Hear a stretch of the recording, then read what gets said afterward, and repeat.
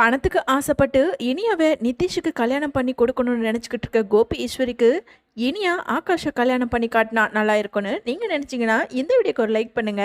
வாங்க வீடியோக்குள்ளே போகலாம். கோபியும் ஈஸ்வரியும் திட்டம் போட்ட மாதிரி இங்கே ஒரு வழியாக இனியாவுமே நிதிஷை கல்யாணம் பண்ணிக்கிறதுக்காக சம்மதமும் வாங்கிடுறாங்க. வீட்டுக்கு வந்த இனியாவுமே அப்பாவுக்காக நிதிஷை நான் கல்யாணம் பண்ணிக்க போறேன்ற முக்கியமான விஷயத்தையும் வீட்டில் சொல்ல, பாக்கியாவுமே உனக்கு என்ன பைத்தியம் பிடிச்சிருக்கா இனியா, எதுக்காக இப்படி எங்களை எதையுமே கேட்காம நீயா முடிவெடுத்திருக்க, உனக்கு தான் அந்த நிதிஷை கல்யாணம் பண்ணிக்கவே பிடிக்கலல்ல. இல்லைம்மா, நான் விருப்பப்பட்டு தான் இந்த கல்யாணத்துக்கு ஒத்துக்கிட்டேன், வேண்டாமா இதுக்கு மேலே இதை பற்றி பேச வேண்டாம் அப்படின்னு சொல்லிட்டு இனியாவுமே ரொம்ப அழுதுகிட்டு ரூமுக்கு போயிடுறாங்க. மறுநாள் இங்கே ரொம்ப சோகத்தோட இனியா இருக்கிறத பார்த்ததும் அங்கே ஜெனி வந்துட்டு, என்ன இனியா இப்படி பண்ணிட்ட, ஆன்ட்டி தான் சொல்லியிருக்காங்களே உனக்கு நான் எப்பவும் சப்போர்ட்டாக இருப்பேன்னு, அப்படி இருக்கும்போது நீ எதுக்காக இந்த கல்யாணத்துக்கு ஒத்துக்கிட்ட, பேசாமல் போய் உங்கள் டேடி கிட்ட இந்த கல்யாணத்துக்கு விருப்பம் இல்லைன்னு சொல்லிடு. நீ என்னோட வாழ்க்கையை விட எங்கள் அப்பாவோட உயிர் தான் எனக்கு முக்கியம். அவர் ஹாஸ்பிட்டலில் பார்க்கும்போது அப்படியே எனக்கு தலையும் சுத்திடுச்சு. என்னால் தானே அப்பா ஹாஸ்பிட்டலில் போய் படுத்துக்கிட்டு இருக்காரு. நான் மட்டும் இந்த கல்யாணத்துக்கு ஒத்துக்கிட்டேன்னா கண்டிப்பாக அப்பா சந்தோஷமாக எழுந்து நடப்பார். அதனால தான் நான் ஒத்துக்கிட்டேன் அப்படின்னு இனியா ரொம்ப அழுதுகிட்டே சொல்ல, உடனே ஜெனி இருந்துக்கிட்டு, இங்கே பாரு இனியா, உங்கள் டேடிக்கு உண்மையாலுமே ஹார்ட் அட்டாக் வந்திருக்குன்னு நீ நம்புறியா? ஏன் அண்ணி எதுக்காக இப்படி கேட்குறீங்க? பாவம் டேடி அங்கே ஹாஸ்பிட்டலில் பெட்டில் படுத்துக்கிட்டு இருக்கிறத பார்க்கும்போதே எனக்கு ரொம்ப மனசு கஷ்டமாயிடுச்சு. இல்லை இனியா, உங்கள் டேடியும் பாட்டியும் ஏதோ பெரிய பிளான் பண்ணி உன்னை இந்த கல்யாணத்துக்கு சம்மதிக்க வைக்கிறாங்களோன்னு எனக்கு தோணுது. அப்படி ஒன்றும் உங்கள் டேடியையும் பாட்டியையும் நீ நம்பிடாத. உங்கள் பாட்டி ஏற்றி விட்டு தான் உங்கள் டேடி இப்படி ஒரு நாடகத்தை நடத்துகிறாருன்னு நான் நினைக்கிறேன். என்ன நீ சொல்கிறீங்க? உனக்கு சந்தேகமாக இருந்தா இப்போவே நாம் 2 பேரும் ஹாஸ்பிட்டல் கிளம்பி போகலாம். ஆனால் நாம் அங்கே போகிறத நீ உங்கள் டேடிக்கிட்ட சொல்லிடாத, உங்கள் பாட்டிக்கிட்டேயும் சொல்லிடாத. அங்கே போய் அவங்க என்ன பேசுகிறாங்கன்னு நம்ம பார்த்தோன்னா கண்டிப்பாக அவங்க 2 பேரோட வேஷமும் அங்கேயே கலையும். அதுக்கப்புறம் நீ என்ன முடிவு எடுத்துக்கிறியோ எடுத்துக்கோ அப்படின்னு அங்கே ஜெனி சொல்கிறத கேட்டதும் பாக்கியாவோ அங்கே வராங்க. ஆமாம் இனியா, ஜெனி சொல்கிறதுல தப்பே கிடையாது, அவள் உண்மையை தான் சொல்கிறா. உங்கள் டேடியும் பாட்டியும் பெரிய நாடகத்தை நடத்தி தான் இந்த கல்யாணத்தை நடத்தணும்னு உங்ககிட்ட சம்மதமும் வாங்கியிருக்காங்க. மற்றபடி உங்கள் டேடிக்கு ஹார்ட் அட்டாக்லாம் வந்தே இருக்காது. அதனால தான் நான் சொன்னேன் நீ அங்கே போகாதன்னு. நீ தான் உங்கள் டேடியை பார்த்தே ஆகணும்னு சொல்லிட்டு நீ பாட்டுக்குன்னு ஓடி போயிட்ட. நீ கிளம்பி வா, நாம் 3 பேருமே அங்கே போய் பார்ப்போம். ஆனால் ஒன்று, நாம் அங்கே போய் பார்க்க போகிறது யாருக்குமே தெரியக்கூடாது. உன் அண்ணன் செழியன்கிட்ட கூட நீ சொல்லாத அப்படின்னு எங்கள் பாக்கியாவும் சொல்ல, இனியாவுக்கோ இங்கே குழப்பத்தோட சரிம்மா சரி அண்ணி, நாம் கிளம்பலாம் அப்படின்னு எங்கள் இனியாவுமே சம்மதிச்சு 3 பேருமே நேராக ஹாஸ்பிட்டல் போகிறாங்க. இன்னொரு பக்கம் ஹாஸ்பிட்டலில் இருந்த கோபி கிட்ட எங்கள் ஈஸ்வரி இருந்துக்கிட்டு, எப்படியோ கோபி இனியாவை ஒரு வழியாக சம்மதிக்க வச்சாச்சு. இனியாவுக்கு சுயமாக யோசிக்கிற ஒரு அறிவே கிடையாதுரா. நாம் எவ்வளோ பெரிய பணக்கார இடத்துல இருந்து மாப்பிள்ளை பார்த்துருக்கோம். அவனை போய் கல்யாணம் பண்ணிக்கிறத விட்டுட்டு ஒன்றுத்துக்கும் லாய்க்கு இல்லாத அந்த ஆகாஷை போய் கல்யாணம் பண்ணிக்க போகிறேன்னு சொல்லிட்டு ஒத்த காலில் இருக்கா. எப்படி தான் நானும் சமாளிக்க போகிறேன், சம்மதிக்க வைக்க போகிறேன்னு ஒரே யோசனையாக இருந்ததுடா. ஆனால் எப்படியோடா, உனக்கு நெஞ்சு வலி வந்ததும் வந்தது, நல்ல நேரத்தில் தான் வந்தது அப்படின்னு இங்கே ஈஸ்வரி சொல்ல, அம்மா உண்மையாகவே எனக்கு நெஞ்சு வலியே கிடையாதுமா. ஏதோ அந்த ஸ்ட்ரெஸ்ஸில் நானும் என்ன பண்ணுறது, எப்படி இனியாவை சம்மதிக்க வச்சு அந்த நிதிஷுக்கு கல்யாணம் பண்ணி வைக்கிறதுன்னு ஒரே யோசனையாக இருந்தேன். அந்த நேரத்தில் எனக்கு இந்த நெஞ்சு வலி ஒரு ஐடியா கொடுத்ததுமா. அதனால தான் நான் நெஞ்சை பிடிச்சிக்கிட்டு விழுந்த மாதிரி ஒரு ஆக்ஷன் பண்ணேன். நீங்களும் என்னை ஹாஸ்பிட்டலில் கூட்டிகிட்டு வந்து நம்பிட்டீங்க அப்படின்னு எங்கள் கோபியும் சொல்லிக்கிட்டு இருக்காரு. டேய் என்னடா சொல்கிற? அட ஆமாம்மா, நான் மட்டும் இந்த மாதிரி ஒரு நாடகத்தை நடத்தலைன்னா கண்டிப்பாக இனியா இந்த கல்யாணத்துக்கு ஒத்துக்கிட்டே இருந்திருக்க மாட்டா. எப்படி என்னோட ஐடியா அப்படின்னு எங்கள் கோபி சொல்ல, டேய் கோபி என்னடா இது, நான் சொல்லி கொடுக்காமையே இவ்வளோ பெரிய நாடகத்தை நீ நடத்தியிருக்க அப்படின்னு எங்கள் ஈஸ்வரியும் கோபியும் பேசிக்கிட்டு இருக்க. அந்த நேரம் எங்கள் கதை ஓரமாக நின்று எல்லாத்தையும் ஒட்டு கேட்டுடுறாங்க பாக்கியா, இனியா, ஜெனின்னு. இன்னொரு பக்கம் இங்கே ஒட்டு கேட்ட ஜெனி இருந்துக்கிட்டு, இப்போ என்ன இனியா சொல்கிற? உன் வாழ்க்கையை கெடுக்கிறதுக்கு தான் உங்கள் டேடியும் ஈஸ்வரி பாட்டியும் திட்டம் போட்டு வச்சுருக்காங்க. பணக்கார பையனை கல்யாணம் பண்ணி கொடுக்கணும்னு இப்படியெல்லாம் திட்டம் போட்டு உன்னோட வாழ்க்கையை அழிக்க பார்த்துருக்காங்க. எனக்கு ஏன் இந்த சம்மந்தம் பிடிக்கலனா, அதுவும் பாக்கிய ஆண்டியோட ரெஸ்டாரண்ட்டை கேட்டு வந்துட்டு பொண்ணு கேட்டு வந்தது தான் எனக்கு நினைக்கும் போது கோபம் வந்தது.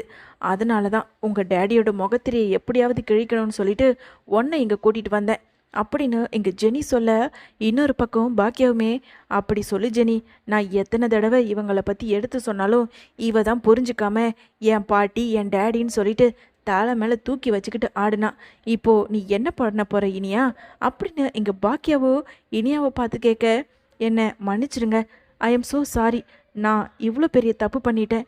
நான் டேடியையும் பாட்டியையும் நம்பியே இருக்கக்கூடாது. என்னோட வாழ்க்கை நல்லா இருக்கணும்னு சொல்லிட்டு தான் இப்படி அவங்க பண்ணாங்கன்னு நினச்சா, கடைசியில் அந்த நிதிஷுக்கு கல்யாணம் பண்ணி கொடுக்கணும்னு சொல்லிட்டு டேடி எவ்வளோ பெரிய நாடகத்தை நடத்தியிருக்காரு. இதை நான் சும்மாவே விட மாட்டேன். இப்போவே எங்கள் டேடியையும் பாட்டியையும் நான் நல்லா கேட்டு விட்டாதான் எனக்கு மனசு ஆறும் அப்படின்னு சொன்ன இனியா ரொம்ப கோவத்தோட உள்ள வராங்க. இனியாவை பார்த்ததும் இங்கே கோபி இருந்துக்கிட்டு, அட வா இனியாம்மா, என்ன நேத்து தான் என்னை வந்து பார்த்துட்டு போனேன், அதுக்குள்ள என்னடா அப்பாவுக்கு எப்படி இருக்கோ இல்லையோன்னு சொல்லிட்டு ரொம்ப கவலையா இருக்கியா அப்படின்னு எங்க கோபி கேட்டதும், போதும் நிறுத்துங்க டேடி, உங்களை பத்தி நான் இப்போதான் புரிஞ்சுக்கிட்டேன். என்ன இனியாம்மா பேசுற? ஆமா, நீங்க கொஞ்ச நேரத்துக்கு முன்னாடி பேசினதை எல்லாத்தையும் நான் கேட்டுட்டேன். எப்படி டேடி பெத்த பொண்ணு என்னையே உங்களுக்கு ஏமாத்த முடிஞ்சுது? இனியம்மா என்ன சொல்ற? நாங்க என்ன பேசணும்? போதும் டேடி, இதுக்கு மேலேயும் நீங்கள் நடித்து என்னை ஏமாத்தலான்னு மட்டும் நினைக்காதீங்க. நீங்கள் பேசின எல்லாத்தையும் நான் ஒன்று விடாமல் கேட்டுட்டேன். ஏன் டேடி, ஆகாஷுக்கு என்ன அப்படி குறை இருக்குன்னு நீங்கள் பார்த்துட்டீங்க? ஆகாஷ்கிட்ட இப்போதைக்கு பணம் தான் இல்லை, ஆனால் அவன் கலெக்டராக ஆவான். சீக்கிரம் கலெக்டர் ஆகி அவன் கண்டிப்பாக என்னை கல்யாணம் பண்ணி எனக்கு பிடிச்ச மாதிரி என்ன அவன் வாழ வைப்பான். ஆனால் நீங்கள் ஏன் அதை கொஞ்சம் கூட புரிஞ்சுக்காம என்கிட்டயே நீங்கள் ஹார்ட் அட்டாக் வந்த மாதிரி நடித்து நிதிஷை கல்யாணம் பண்ணி வைக்க சம்மதிக்க வச்சிங்க? ச்சே, உங்களை நான் என்னமோ நினச்சேன் டேடி. ஆனால் இப்படி பாட்டி பேச்சை கேட்டுக்கிட்டு என்கிட்டயே நீங்கள் உங்களோட நாடகத்தை நடத்துவீங்கன்னு நான் கொஞ்சம் கூட நினைக்கவே இல்லை. நேற்று செழியனை நான் சொல்லும்போது நான் ரொம்ப பதட்டத்தோடு ஓடி வந்தேன். அப்போ கூட அம்மாவும் எழில் அண்ணாவும் நீ போகவே வேண்டான்னு சொல்லிட்டு என்னை தடுத்தாங்க. சரி, இருந்தாலும் டேடிக்கு இப்படி ஆயிடுச்சுன்னு சொல்லிட்டு தான் நான் ஓடி வந்தேன். கடைசியில் பார்த்தா இந்த நாடகத்தை இப்படி நடத்தி என்னையும் கன்வின்ஸ் பண்ணிட்டீங்க. இல்லை டேடி, இனிமே நான் உங்களை நம்ப மாட்டேன். பாட்டி, நீங்களும் எதுக்காக இப்படி இருக்கீங்க அப்படின்னு வந்த கோபத்துக்கு பயங்கர ஆக்ரோஷத்தோட இனியா கத்திக்கிட்டு இருக்க. இதையெல்லாம் பார்த்துக்கிட்டு இருந்த ஈஸ்வரி, ஏய் என்ன ரொம்ப பேசுகிற? இப்போ என்ன நடந்துருச்சு? பின்ன என்ன, நீயும் இந்த கல்யாணத்துக்கு ஒத்துக்க மாட்டேன்னு சொல்லிட்ட. உன்னை எப்படியோ நாங்கள் சமாதானப்படுத்தியும் பார்த்துட்டோம், எடுத்தும் சொல்லிட்டோம். ஆனால் கொஞ்சம் கூட புரிஞ்சுக்காம அந்த ஒன்றுத்துக்கும் லாய்க்கு இல்லாத பிச்சைக்கார பையன் ஆகாஷை தான் கல்யாணம் பண்ணுவேன்னு சொல்லிட்டு ஒத்த காலில் நின்று பேசிக்கிட்டு இருக்க. உன்னை எப்படி மாற்றணும்னு தெரியாம தான் கோபி இப்படி ஒரு நாடகத்தை நடத்தினான். நீ எதுக்காக இப்போ இப்படி துள்ளி குதிச்சுக்கிட்டு இருக்க? இங்கே பாரு, கோபி உன்னோட அப்பா, உன்னை பெத்தவன். உனக்கு எப்படி நல்ல வாழ்க்கை அமைச்சு கொடுக்கணும்னு அவனுக்கு தெரியும். பேசாமல் வேலையை பாரு, போ. 2 வாரத்தில் கல்யாணத்தை ஏற்பாடு பண்ண சொல்லிட்டோம். முடியாது பாட்டி, இந்த கல்யாணத்துக்கு நான் ஒத்துக்கவே மாட்டேன். நான் கல்யாணம் பண்ணால் கண்டிப்பாக அது ஆகாஷை தான் நான் கல்யாணம் பண்ணுவேன்.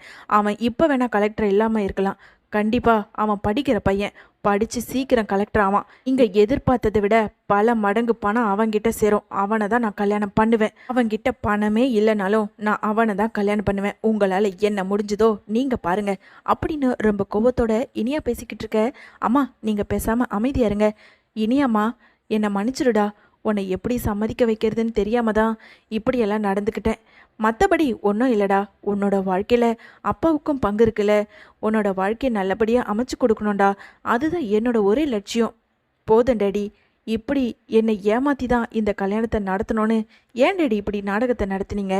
எனக்கு உங்களை பிடிக்கல. நீங்கள் ஒரு நல்ல அப்பாவே இல்லை. உங்களை நான் என்னமோ நினச்சேன். ஆனால் இப்போ எனக்கு அம்மாவும் அப்பாவுமா என் அம்மா பாக்கியலட்சுமி தான் இருந்துக்கிட்டு இருக்காங்க. ஜெனி அண்ணி மட்டும் உங்களை பற்றி சொல்லலைன்னா கண்டிப்பாக உங்களை நான் இன்னொரு நம்பியிருப்பேன். அந்த நிதிஷை கல்யாணம் பண்ணியிருப்பேன். ஓ, அவ காட்டி கொடுத்தது தானா இது? எங்க அவ அப்படின்னு சொல்லிட்டு இங்கே கத்திக்கிட்டு இருக்க அந்த நேரம் ஜெனியும் பாக்கியாவும் உள்ளே வராங்க. என்ன ஜெனி, நீ தான் இப்படி ஒரு காரியத்தை பண்ணியிருக்கியா? இனியாவோட வாழ்க்கை நல்லா இருக்கக்கூடாது, நாசமாக போகணுன்னு நீங்கள் 2 பேரும் திட்டம் போட்டு தான் இனியாவுக்கு இப்படி ஒரு விஷயத்தை கற்றுக் கொடுத்து கூட்டிகிட்டு வந்திருக்கீங்களா? இப்படி பண்ணுறதுக்கு உங்களுக்கு வெக்கமா இல்லை அப்படின்னு ஈஸ்வரி ரொம்ப கோவத்தோட கத்த. உடனே பாக்கியா இருந்துக்கிட்டு, போதும் அத்தை, எங்களுக்கு வெக்கம் இருக்கு, உங்களுக்கு தான் கொஞ்சம் கூட வெக்கமே இல்லாம இப்படி அப்பப்ப ஹார்ட் அட்டாக் வந்த மாதிரி கோபி நடிச்சு அவரோட காரியத்தை அவர் சாதிக்கணும்னு நினச்சிக்கிறாரு.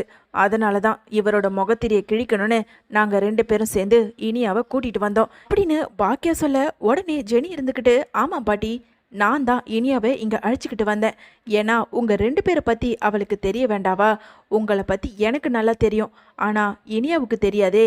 இனியா உங்கள் 2 பேரையும் நல்லவங்க நினச்சிக்கிட்டு இந்த கல்யாணத்துக்கும் சம்மதம் சொல்லியிருக்கா.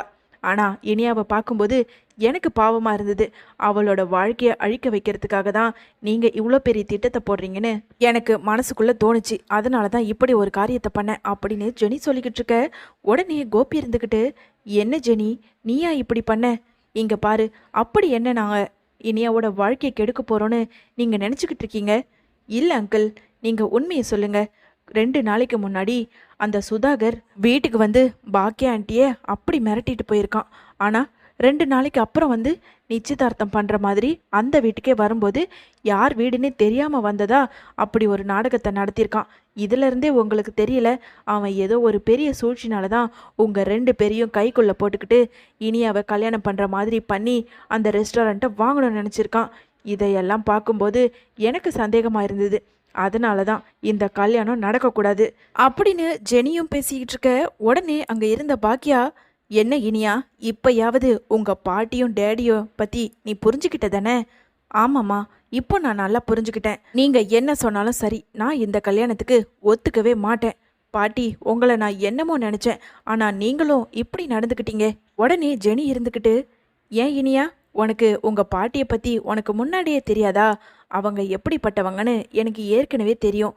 நம்ம வீட்டில் ராதிகா ஆண்டி இருக்கும்போதே எவ்வளவோ கலகம் பண்ணி ராதிகா ஆண்டியை கோபி அங்கிள் கிட்ட இருந்து பிரித்ததே இதோ நிற்கிறாங்களே ஈஸ்வரி பாட்டி தான். பாவம் ராதிகா ஆண்டி மனசு வலியோடு தான் கோபி அங்கிளை பிரிஞ்சு அவங்க போயிட்டாங்க.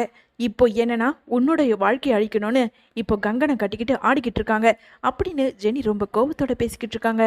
உடனே ஈஸ்வரி இருந்துக்கிட்டு, ஆமாம், நான் ராதிகா கிட்ட கோபியை விட்டு பிரிய சொன்னதான். நான் ஏன் சொன்னேன்? கோபி ராதிகா கூட இருக்கும்போது நெஞ்சு வலி வந்தது, அவனுக்கு உடம்பு சரியில்லாமல் ஆனது. அதனால தான் நான் ராதிகாவை போக சொல்லிட்டேன். இப்போ அவன் நல்லா சந்தோஷமாக தானே இருக்கான். பாக்கியா கூட இருந்தா அவன் எப்பவும் சந்தோஷமாக இருப்பான்ற ஒரு எண்ணத்தில் தான் நான் ராதிகாவை விட்டுட்டு போக சொன்னேன். இப்போ எதுக்காக அதையெல்லாம் பேசிக்கிட்டு இருக்க? என்ன, என் கூட கோபி சந்தோஷமாக இருக்கிறது உங்களுக்கு பிடிக்கலையா? அதனால தான் இப்போ எங்கள் 2 பேரையும் பிரிக்கலான்னு சொல்லிட்டு இங்கே வந்து நின்றுக்கிட்டு இருக்கியா ஜெனி? இங்கேருந்து நீ வெளியே போ. பாட்டி, இப்போ எதுக்கு நீங்கள் அண்ணியை இங்கேருந்து போக சொல்கிறீங்க? இங்கே பாருங்க, அண்ணி மேலே எந்த தப்பும் கிடையாது. அண்ணி தான் உங்கள் 2 பேரையும் பற்றி எனக்கு புரிய வச்சுருக்காங்க. இங்கே பாருங்க டேடி, நீங்கள் இனிமேல் என்ன நாடகத்தை நடத்தினாலும் நான் இந்த கல்யாணத்துக்கு சம்மதிக்க மாட்டேன். எனக்கு நிதிஷை பிடிக்கல. நான் கல்யாணம் பண்ணால் அது ஆகாஷை மட்டும்தான். அவன் கலெக்டர் ஆகிற வரைக்கும் நான் படிப்பேன், நான் வேலைக்கு போவேன், என்னுடைய வாழ்க்கையை நான் பார்த்துக்கிறேன். எனக்கு தெரியும், நீங்கள் இதில் தலையிடாதீங்க டேடி அப்படின்னு ரொம்ப கோபத்தோட இனியா சொல்லிக்கிட்டு இருக்க. என்ன கோபி, இப்போயாவது உங்கள் பொண்ணு உங்கள்கிட்ட அவளோட முடிவை சொல்லிட்டா போதுமா? என்ன நாடகத்தை நடத்தினாலும் இனியாவோட வாழ்க்கையை நீங்கள் எதுவும் பண்ண முடியாது. அவள் வாழ்க்கையை எப்படி வாழ வைக்கணும்னு எனக்கு தெரியும். அவள் யார் மேலே ஆசைப்படுறாளோ, யாரை கல்யாணம் பண்ணிக்கிறோன்னு நினைக்கிறாளோ அவங்களையே நான் கல்யாணம் பண்ணி கொடுப்பேன். என் பொண்ணு வாழ்க்கையை பற்றி நீங்கள் யாரும் நினைக்கவும் வேணாம், நடித்து அவள் மனசை மாற்றவும் வேண்டாம். நீ வா இனியா, நாம் போகலாம் அப்படின்னு சொல்லிட்டு இனியாவை அழைச்சிக்கிட்டு ஜெனி பாக்கியான்னு வெளியே போகிறாங்க. பாத்தியாட கோபி, அவங்க 3 பேரும் வர்றதை நம்மக்கிட்ட சொல்லவே இல்லை. முன்னாடியே திட்டம் போட்டு ஜெனியை எப்படியாவது நம்ம பேசுகிறத ஒட்டு கேட்க வச்சு நம்மளை பற்றி தெரிஞ்சுக்கணும்னு சொல்லிட்டு தான் பிளான் பண்ணி இங்கே கூட்டிகிட்டு வந்திருக்கா. இப்போ பாரு, இனியா நம்ம நடித்தது அவளுக்கு தெரிய வந்து இப்போது இந்த கல்யாணமே வேண்டான்னு சொல்லிட்டு அவள் போயிட்டா. இனிமே நாம் என்ன பண்ண போகிறோம் கோபி அப்படின்னு ஈஸ்வரி சொல்ல, அம்மா நீங்கள் அமைதியாக இருங்க, இனியா கண்டிப்பாக இந்த கல்யாணத்துக்கு ஒத்துக்க வைப்பேன். இனியா நாம் பார்க்குற மாப்பிள்ளையை கல்யாணம் பண்ணுறாளோ இல்லையோ, ஆனால் அந்த ஆகாஷை இனியா கல்யாணமே பண்ணக்கூடாது. இதுதான் என்னோட முடிவு அம்மா அப்படின்னு எங்கள் கோபியும் சொல்லிக்கிட்டு இருக்காரு.